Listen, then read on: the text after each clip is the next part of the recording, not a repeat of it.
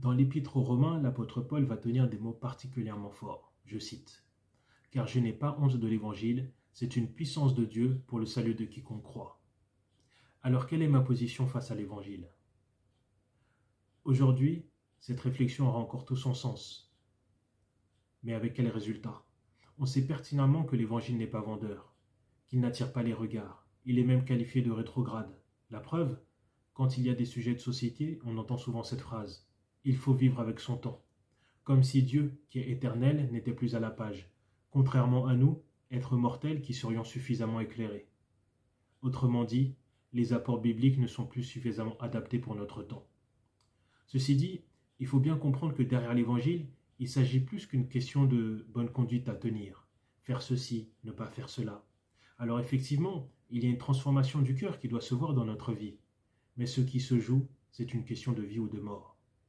Dans l'évangile de Jean, au chapitre 3, verset 16, il nous est dit ceci : « Mesurez bien chaque mot.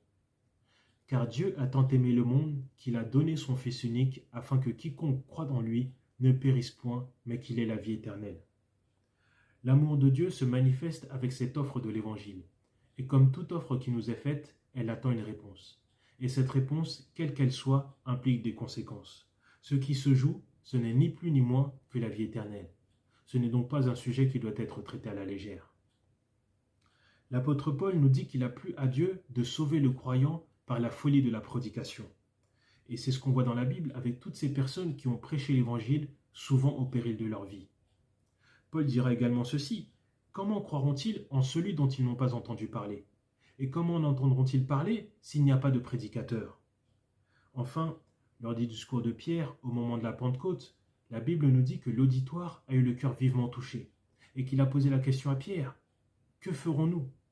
Je vous invite à aller voir la réponse. Toi maintenant qui entends ces quelques mots, quelle est ta position face à l'Évangile ? La question du salut se traite maintenant. Le lendemain appartient à Dieu.